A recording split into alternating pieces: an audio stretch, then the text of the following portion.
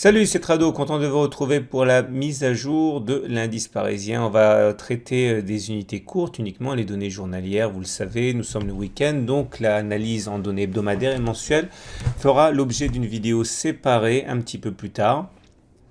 Et pour l'instant, rien ne permet de contester le rebond auquel on assiste sur la zone orange ici, zone qui a déjà été sollicitée avec succès de nombreuses fois, et les plus optimistes se prennent à rêver à un retour sur la zone de résistance rose, puisque c'est ce qu'il s'est passé à chaque fois qu'on a rebondi sur la zone orange. Donc à partir de là, les plus optimistes voient une progression jusqu'à 5500.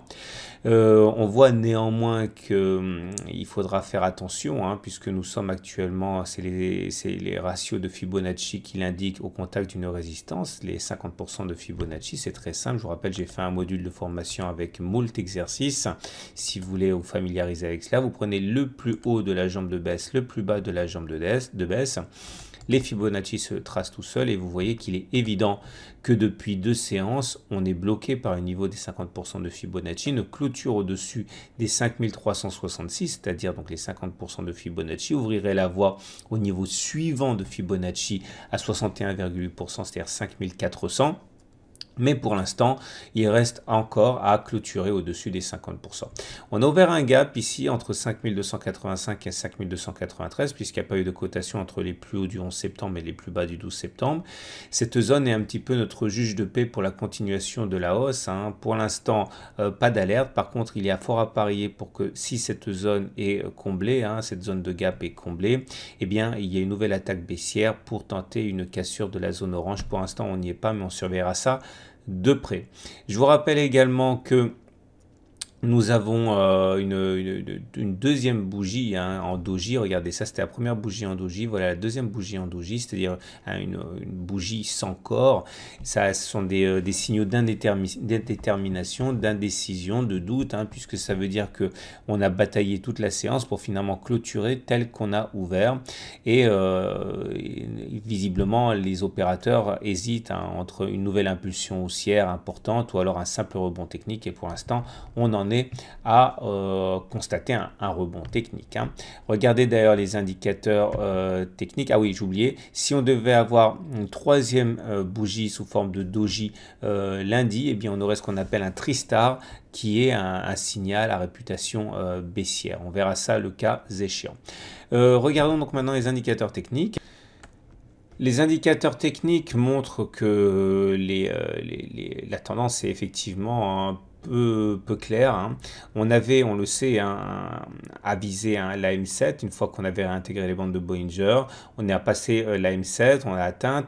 Donc normalement, on devrait aller chercher la M20. Le problème, vous le savez, c'est que pour qu'il y ait contact entre les cours et la M20, il peut s'agir soit des cours qui vont vers la M20, comme il peut s'agir de la M20 qui descendent vers les cours. Et là, ça fait 2 séances de doute.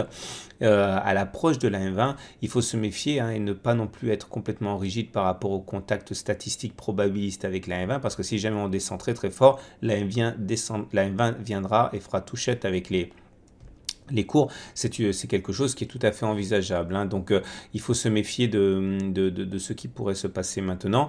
En tout cas, vous remarquerez que les bandes de Bollinger s'aplatissent comme ça montre bien la tendance neutre. La M20 s'aplatit, ça montre également la tendance neutre. J'ai hâte de voir ce que va donner le balai M7 M20. Il s'agirait de nous donner un nouveau signal. Soit il s'agira, comme il s'est passé ici, d'un signal haussier faible qui a donné très peu d'amplitude de mouvement avant de se muer en baisse, ou alors il s'agirait sans doute dans l'autre situation d'un non-croisement baissier fort qui serait beaucoup plus dangereux, comme il s'est produit ici. Vous voyez, un non-croisement baissier fort, et les effets sont beaucoup plus importants. Donc on va attendre sagement d'ici 3-4 séances le signal qui va être délivré par la M7 M20. On va terminer avec ces indicateurs techniques suivants. Donc le problème, je vous l'ai dit, c'est que les signaux haussiers donnés par les indicateurs techniques nerveux que sont le MACD 0 retard et le CCI ont produit leurs effets. C'était en début de semaine. Maintenant, on n'a pas réussi à embrayer sur une tendance haussière au niveau des autres indicateurs techniques. Vous voyez, le momentum est toujours en dessous de 0, le RSI en dessous de 50 et le MACD menace gravement d'un non-croisement baissier, c'est-à-dire lorsque le MACD monte vers son signal mais qu'au lieu de le croiser, il repart vers le bas.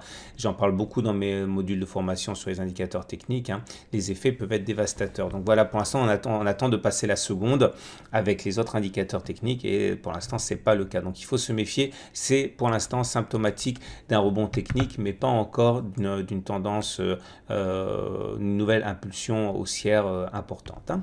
Regardez l'Ichimoku. L'Ichimoku, pour le coup, n'apporte pas grand-chose, hein. Le nuage n'a toujours pas d'orientation, il est à plat. Donc la tendance, c'est neutre. Le nuage pourrait adopter une pente baissière si on cassait la zone orange, mais pour l'instant, ce n'est pas le cas. Donc il ne faut pas se précipiter. Il est avant tout certain qu'on n'a pas de tendance, soit au regard de la M20 ou au regard du nuage Ichimoku. Voilà, on termine avec les données horaires pour les traders et fait assez exceptionnel. J'ai même pas eu besoin du tout d'ajuster ma matrice de trading par rapport à vendredi. Elle est restée strictement la même, c'est rare. Les résistances et les supports n'ont pas été modifiés du tout, pas du tout. Donc voilà, l'idée elle est simple, hein. Comme vendredi, hein, au-dessus de 5332, je vise les 3558 avec une zone de résistance et que tant que cette zone de résistance tient, un retour sur les 5333 est mon scénario privilégié. Voilà, c'est une très bonne journée et je vous donne rendez-vous ce week-end pour d'autres analyses techniques.